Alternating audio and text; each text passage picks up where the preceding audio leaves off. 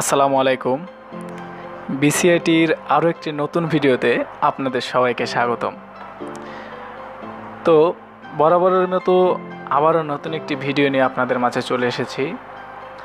আজ আমরা আলোচনা করব স্ক্যানিং নিয়ে।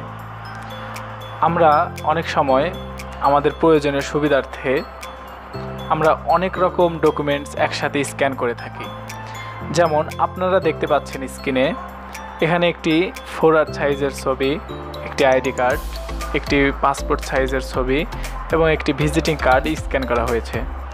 তো আমরা যখন এটিকে ক্রপ করতে যাব তখন অনেক সময় লাগবে। তো কিভাবে আমরা এক ক্লিকে এটিকে ক্রপ করে নিতে পারবো সেটি এখন এই ভিডিওতে আপনাদের দেখাবো। তো ভিডিও শুরু করার আগে সকলের কাছে একটাই অনুরোধ থাকবে, আমাদের চ্যানেলে যদি আপনারা নতুন হয়ে থাকেন অবশ্যই আমাদের চ্যানেলটিকে সাবস্ক্রাইব করবেন। তো কথা না বাড়িয়ে আমরা আমাদের মূল ভিডিওতে চলে যাই। তো আপনারা স্ক্রিনে একটি পেজ দেখতে পাচ্ছেন এবং অনেক ডকুমেন্টস দেখতে পাচ্ছেন। তো প্রথমে আমরা এটিকে সবগুলোকে একসাথে ক্রপ করতে হলে প্রথমে আমাদের ফাইলে চলে যেতে হবে। ফাইলে যাওয়ার পরে আমরা অটোমেট অপশনে ক্লিক করব।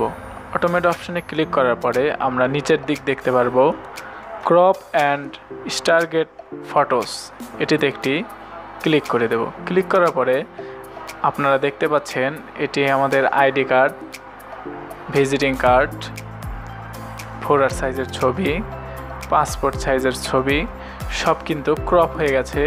ব্যাকাতেটা ছিল এখানে, সব সোজা হয়ে ক্রপ হয়ে গেছে। তো এখন আমরা ফাইলে যা নিউ একটি পেজ নেব, A4 সাইজ।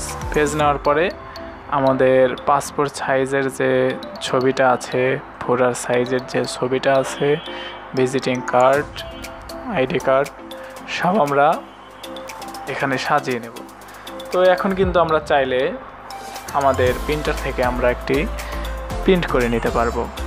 তো আমাদের কিন্তু কষ্ট করে এটি আলাদা আলাদাভাবে ক্রপ করতে হলো না।